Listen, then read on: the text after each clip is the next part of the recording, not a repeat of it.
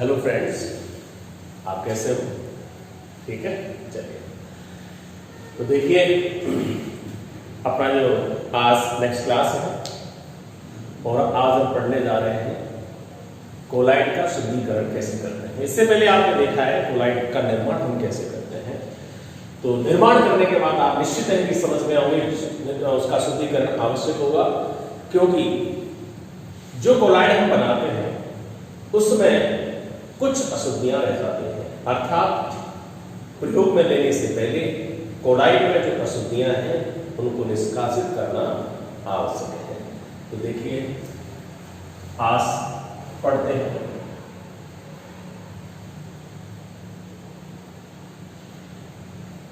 Collide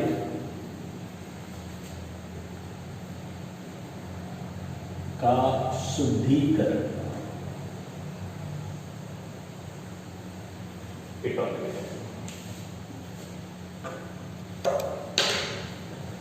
collide का शुद्धिकरण देखिए क्या करते हैं। मान लीजिए हमने जो कोलाइड बनाया था उस कोलाइड में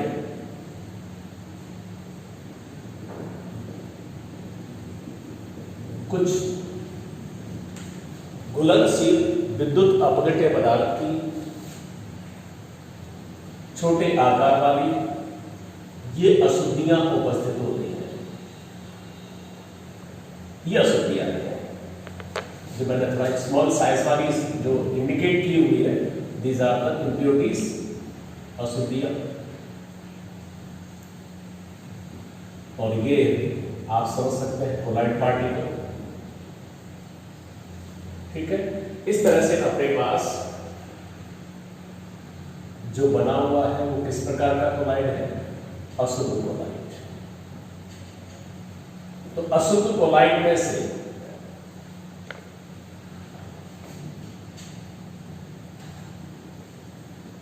अशुद्धियां निष्कासित करनी है। अशुद्धियों को निष्कासित करने के पश्चात,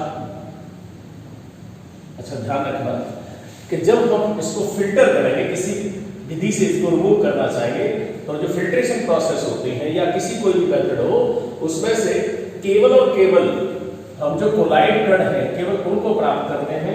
इसमें जो परिक्षेपण माध्यम है वो भी निष्कासित कर देते हैं, क्योंकि अशुद्धियां उसी में है। और उस परिक्षेपण माध्यम के साथ ही वो सारी अशुद्धियां निष्कासित होती हैं। अर्थात अशुद्धियों को निष्कासित करने के पश्चात अपने पास सिर्फ और सिर्फ क्या रह जाएगा? ओनली शुद्ध कोलाइडी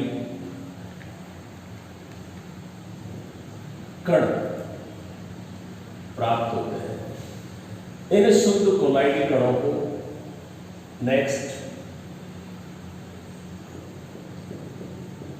पहले से हमारे पास शुद्ध जल कह सकते हैं, एकदम शुद्ध जल अर्थात माध्यम के रूप में एक शुद्ध जल का पात्र लेते हैं और शुद्ध कोलाइडी कणों को इसमें थोड़े हम मिक्स कर देते हैं, मिला देते हैं। इस प्रकार शुद्ध कोलाइडी कण जब शुद्ध जल में विलय हो जाएंगे तो विलय करने के पश्चात जो हमारे पास कोलाइड प्राप्त होगा वो किस प्रकार का कोलाइड होगा? एकदम शुद्ध कोलाइड प्राप्त होता है। तो ये आप समझ लेंगे कि कोलाइड का शुद्धिकरण करने में हम करते क्या है। अशुद्ध कोलाइड में ये छोटे छोटे कण वाली विद्युत अपघट्य पदार्थ के रूप में, क्रिस्टलॉइड के रूप में अशुद्धियां उपस्थित रहती हैं। इन अशुद्धियों को हम निष्कासित करते हैं। अशुद्धियों को निष्कासित करने के पश्चात हमारे पास केवल शुद्ध कोलाइडी कण प्राप्त हो जाएंगे, जिनको किसी शुद्ध जल अर्थात परिक्षेपण माध्यम में मिलाकर हम शुद्ध कोलाइड विलयन प्राप्त कर लेते हैं। ये इसकी प्रोसेस होती है। अब हम देखते हैं कि कोलाइड का शुद्धिकरण करने के लिए किन किन विधियों का प्रयोग करते हैं, कौन कौन सी वो विधियां हैं, वो आप अच्छी तरह से देखिए। इसकी पहली विधि है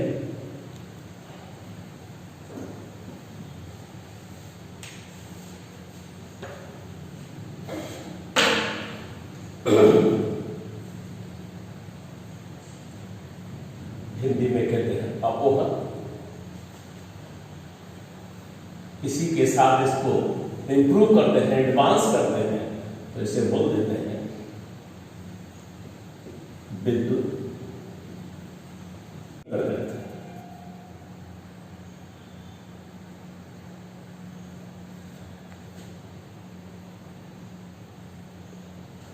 चर्म पत्र से बना हुआ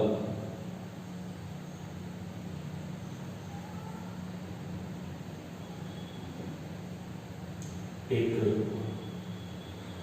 थैलेनुमा आकृति का उपकरण प्रयोग करते हैं। ये कोलाइड कण है और इसमें ये परिक्षेपण माध्यम है, जल कह सकते हैं आप, ठीक है।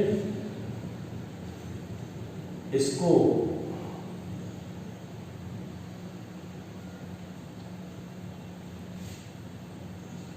किसी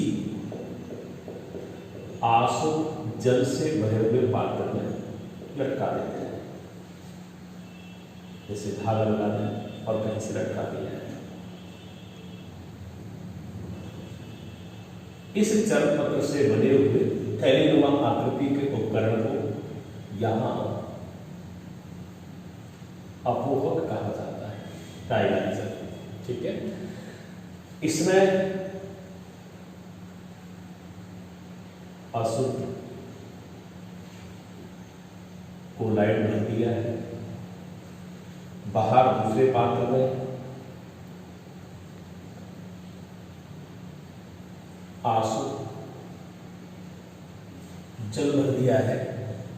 इस पात्र में धीरे धीरे, देखिए ये अपोहक जो चर्म पत्र से बना हुआ है, ये किसके रूप में काम करता है, इससे पहले देख चुके। चर्म पत्र होता है तो चर्म पत्र का जो बना है और चर्म पत्र से बना हुआ है, तो आप समझ रहे होंगे कि चर्म पत्र के रूप में ये किस तरह से व्यवहार करेगा, अर्धपारगम झिल्ली के समान। अर्थात इस चर्म पत्र में से केवल जो कह सकते हैं क्रिस्टलॉइड या विद्युत अपघट्य पदार्थ की अशुद्धियां निष्कासित हो सकती हैं, लेकिन कोलाइडी कण निष्कासित नहीं हो सकते, इसमें से पार नहीं हो सकते, क्योंकि उनके कणों का आकार बड़ा होता है, इसमें छेद होते हैं।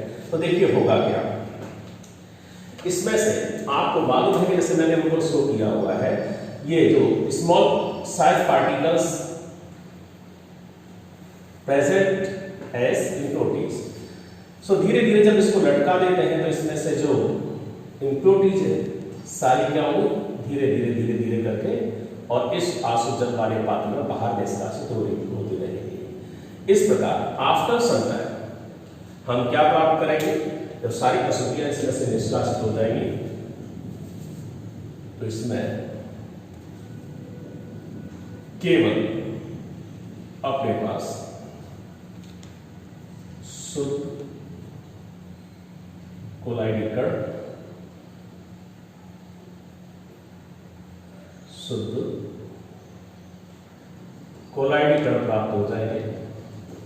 इनको क्या करेंगे, वापस वही इन शुद्ध कोलाइडी कण से हम क्या प्राप्त कर सकते हैं, शुद्ध कोलाइड। कैसे प्राप्त करेंगे, ऊपर आप देख चुके हैं कि पहले ये शुद्ध कोलाइड कण जो प्राप्त होते हैं उनको हम किसी शुद्ध एकदम प्योर डिस्पर्सन मीडियम में डिसॉल्व करते हैं, मिलाते हैं और शुद्ध जल में मिला करके हम शुद्ध कोलाइड मीडियम बना करके तैयार करते हैं। ये बहुत सिंपल सी विधि है, साधारण अपोहन के नाम से कह सकते हैं।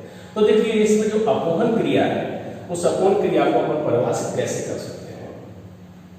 देखिए चर्म पत्र से बने हुए अपोहक थैले में अशुद्ध कोलाइड भरकर उसे जल से भरे पात्र में लटका देते हैं, जिसके कारण अशुद्धियां चर्म पत्र के माध्यम से धीरे धीरे बाहर आश्रित जल में निष्कासित हो जाती है। सारी अशुद्धियां कहां जाएंगी, इस आश्रित जल में आ जाएंगी निष्कासित होकर के। इस क्रिया को हम अपोहन क्रिया कहते हैं तथा इस प्रकार से हमें शुद्ध कोलाइड कण प्राप्त हो जाते हैं।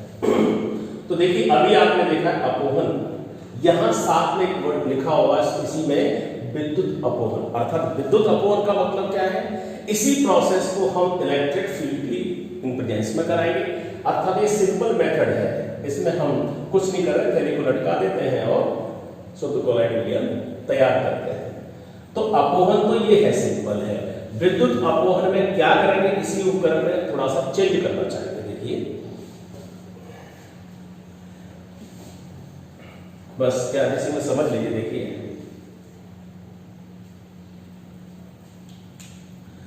यदि इसी क्रिया को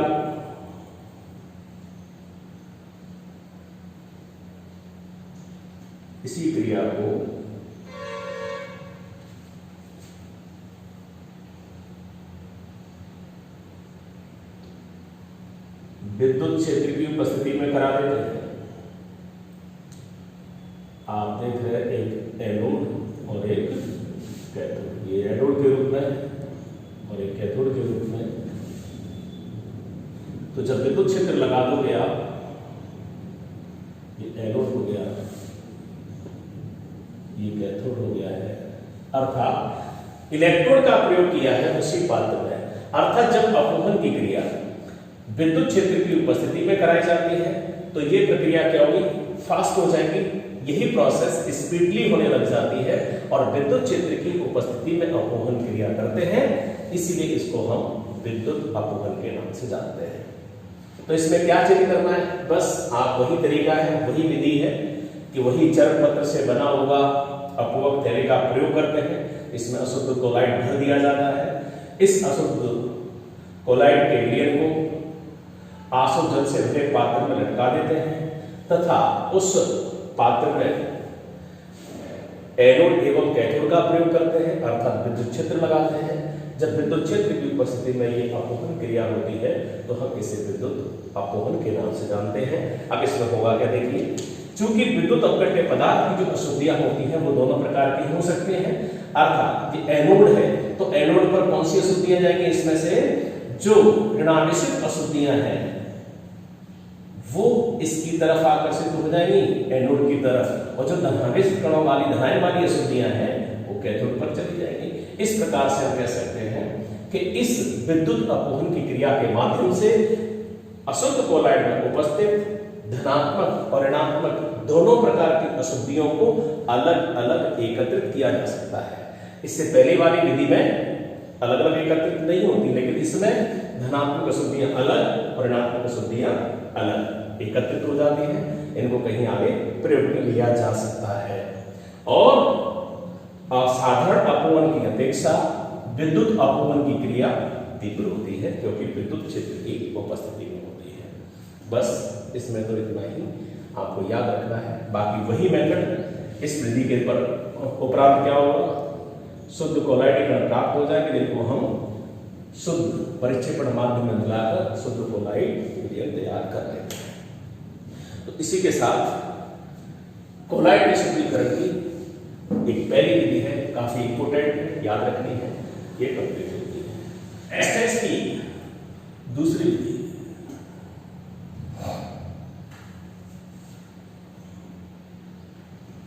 इसका नाम है अति सूक्ष्म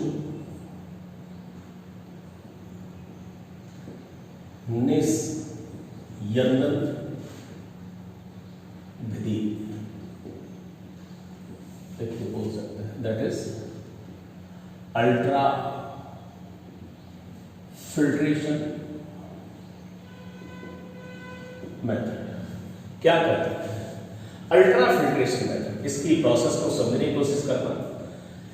इस विधि के अंतर्गत क्या करना, देखिए अशुद्धियों को छानने के लिए, क्योंकि फिल्टर करना है, अर्थात फिल्टर करने के लिए सबसे पहले हम जो ऑर्डिनरी फिल्टर पेपर होता है, जो सब नाम सुना होगा आपने, साधारण फिल्टर पेपर जो आपने देखा भी होगा लेबोरेटरी में, उसमें होता है जिसके जो पोर्स होते हैं, छिद्र होते हैं, वो लार्ज साइज वाले होते हैं, बड़े छिद्र होते हैं, ऑर्डिनरी कह सकते हैं। मैं समझना इस प्रोसेस को, ऑर्डिनरी फिल्टर पेपर, इसके जो होल्स हैं वो लार्ज कह सकते हो, लार्ज होल्स पोर्स कह सकते हो, मतलब बड़े होते हैं।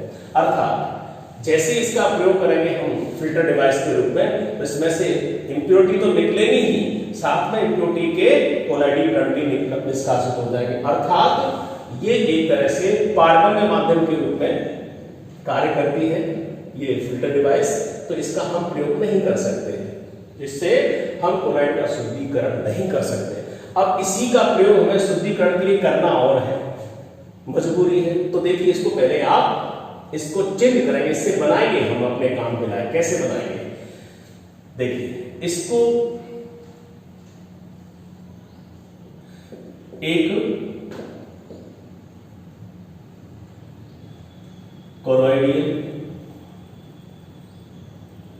कोलॉइडियम नाम का एक घोल होता है, सॉल्यूशन होता है। क्या होता है देखिए, इसको भी आप समझ लीजिए। हाँ, एल्कोहल अर्थात C2H5OH प्लस ईथर। सुना, इस मिश्रण में मिक्सर में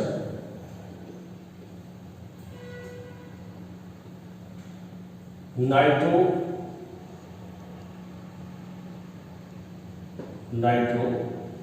सेलुलोज का 4% सॉल्यूशन। तो कोलाइडियम एक घोल है, और वो क्या होता है, कभी इसके कोलाइडियम के बारे में पूछ लेते हैं कि क्या कोलाइडियम क्या होता है। तो एल्कोहल और ईथर के मिक्सचर में नाइट्रोसेलुलोज का 4% जो सॉल्यूशन होता है उसी को हम कोलाइडियम कहते हैं। इसके नाम से पूछ लेते हैं।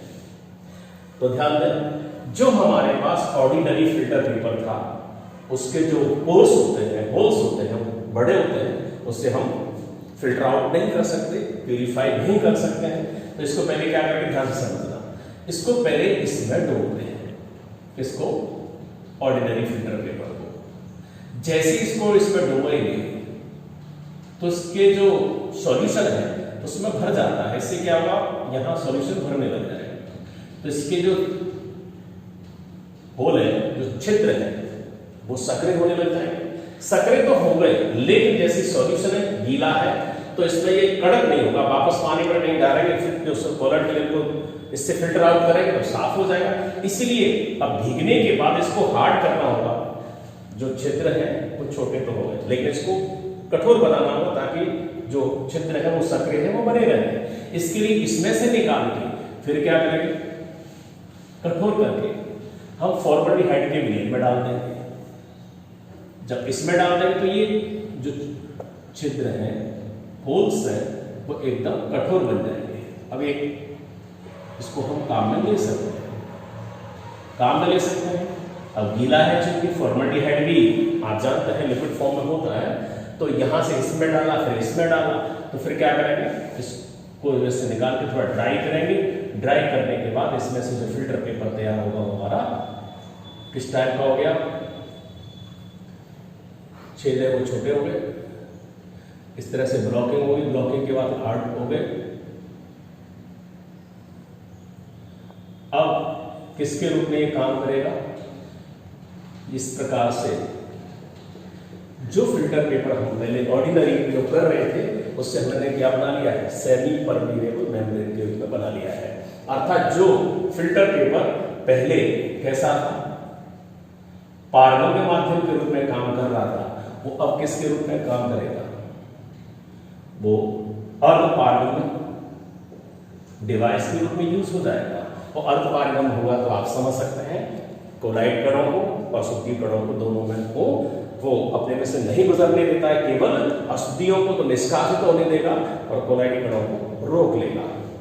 तो इस तरह से इसमें अभी हमने क्या किया है कि जो ऑर्डिनरी फिल्टर पेपर था उसको हमने फिल्टर के लायक बनाया है, पारगम्य से अर्धपारगम्य डिवाइस के रूप में उसको बना करके हमने खुद तैयार किया है।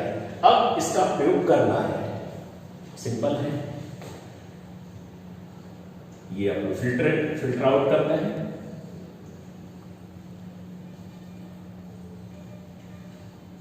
जब आप फिल्टर आउट करोगे, इसमें से फिल्टर पेपर लगाओगे ये वाला, इसको यूज करोगे, इसमें से जैसे फिल्टर आउट करोगे इसमें से इम्प्योरिटीज और सब निकल जाएंगे। इसमें केवल क्या रह जाएगा, आपको only pure colloid particles remain in the filter paper. तो प्योर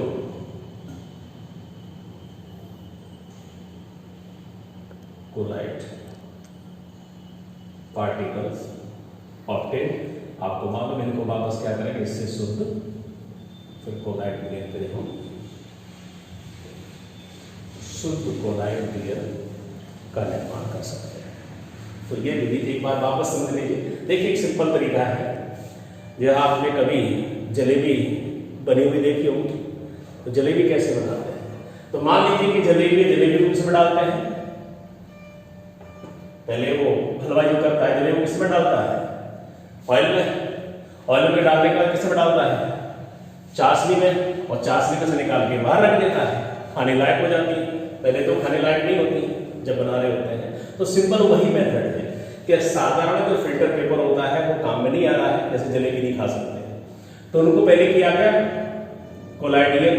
कोलाइडियल सॉल्यूशन है उसमें फिल्टर पेपर को डिप किया, इससे जो छेद है वो छोटे हो जाएंगे। ये छोटे हो गए, लेकिन इसको कठोर बनाने के लिए फॉर्मल्डिहाइड के विलयन में डुबोते हैं। फॉर्मल्डिहाइड के विलयन में डुबोने के पश्चात इस फिल्टर पेपर को सुखाते हैं, सुखा करके हमारे पास अपारगम्य माध्यम बनकर के तैयार होता है। बाकी सब कोई विधि है। चलिए इसी के साथ ये विधि कंप्लीट होती है और सिंपल है। लास्ट कोई खास नहीं,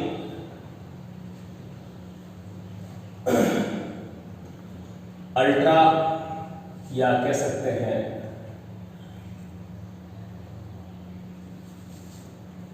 अल्ट्रा सेंट्रीफ्यूगेशन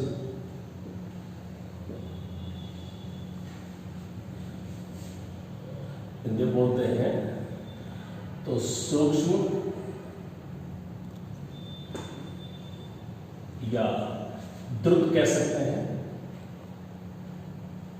द्रुत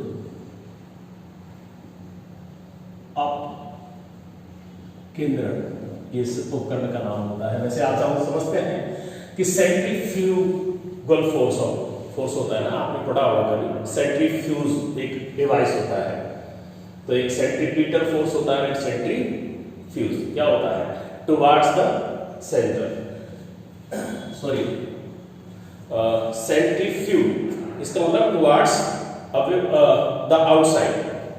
ध्यान देना, देखिए अल्ट्रा सेंट्रीफ्यूगेशन क्या करते हैं इसमें। कभी देखो लेबोरेटरी में आपको जाने का मौका मिलेगा तो आप उसमें देखें तो और अच्छी तरह से समझ में आएगा। वैसे इसके लिए कई सबको देखिए जो टेस्ट ट्यूब होती है उसमें हमने टेस्ट ट्यूब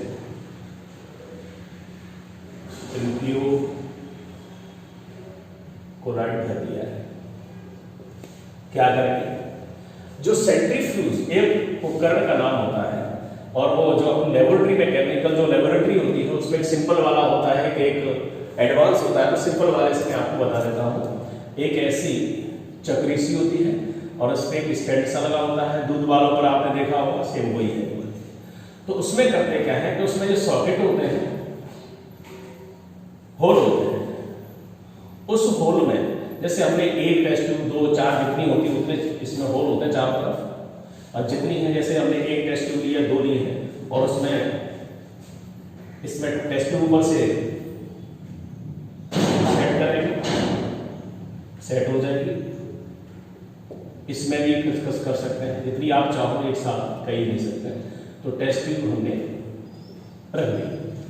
अब क्या होगा, इससे हैंडल जैसे ये रोटेट करते हैं इसको, ये सेंट्रीफ्यूज बड़ी तीव्रता के साथ जब इसको घुमाएंगे, घूमता है, तो क्या होगा, जब ये घूमता है जैसे झूला झूलते हैं ना, आप देखा होगा, तो झूलते समय क्या होता है, वैसे सीधे रहते, जैसे ही वो झूला चलता है चाहे इस वाला चक्री वाला, तो ये झूले किस साइड को दूर हो जाते हैं।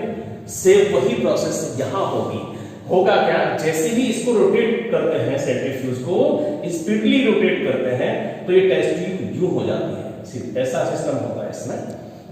जब हो जाएगी तो क्या होगा, जैसे ही ऐसे टेस्ट ट्यूब हो जाएगी तो इसमें से जैसे सेंट्रीफ्यूज पर फोर्स लगेगा, अब केंद्रीय बल जब प्रयोग करते हैं इस पर होगा, वो इस पर अप्लाई होगा, तो इसमें से क्या होगा, ये पूरा भी अशुद्ध कोलाइड विलयन है।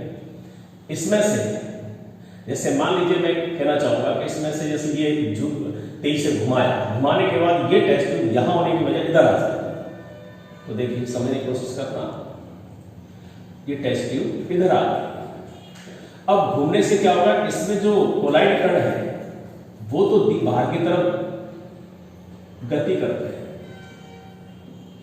लिखा है क्या है, सेंट्रीफ्यूगेशन प्रोसेस है। इसका मतलब सेंट्रीफ्यूज का मतलब जो कण है वो बाहर की तरफ अपकेंद्रीय बल के कारण गति करते इस टेस्ट ट्यूब की दीवार पर, यानी बॉटम, इसके जो सतह होती है बॉटम में कलेक्ट हो जाते हैं, और बाकी इसमें जो इंप्योरिटीज हैं और जो सॉल्यूशन बना हुआ है इसमें,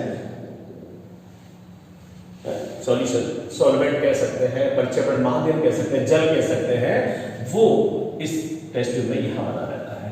तो धीरे तेजी से घुमाते जाएंगे, फिर इसको रोटेट करना बंद कर देंगे, तो क्या पाएंगे, लास्ट में आप देखोगे कि परत को इनमें से निकालते हैं और उसमें से शुद्ध कोलाइड कण उस परत की बॉटम में अर्थात उसके तल में एकत्रित हो जाते हैं और इम्प्योरिटीज सब इस विलायक में उपस्थित रहते हैं। क्या करोगे आप, इसको छानोगे, इसको अपन कहते हैं निथारना कह सकते हैं, डिसैनिटेशन कह सकते हैं। तो इसमें से अशुद्धियों को और सारे जो पानी होता है उसको निथार दोगे, निथार के अपने पास केवल और केवल शुद्ध कोलाइड कण प्राप्त होंगे। इनको 2-4 बार धोते भी हैं, वॉशिंग भी करते हैं, प्योर डिस्टिल्ड वाटर से 2-4 बार धोते रहते हैं, जिससे कि जो कुछ इम्प्योरिटीज हैं वो अच्छी तरह से इसमें से रिमूव हो सकें। और इसके बाद आप जानते हैं प्योर कोलाइड कण हमें मिल चुके हैं। क्या करेंगे, इनको वापस वही शुद्ध कोलाइड में मिलाएंगे और एक शुद्ध कोलाइड बनकर तैयार हो जाएगा। तो इसी के साथ मैंने आपको आज कोलाइड का शुद्धिकरण कैसे करते हैं ये बताने की कोशिश की है। बस इसी के साथ ये टॉपिक कंप्लीट है।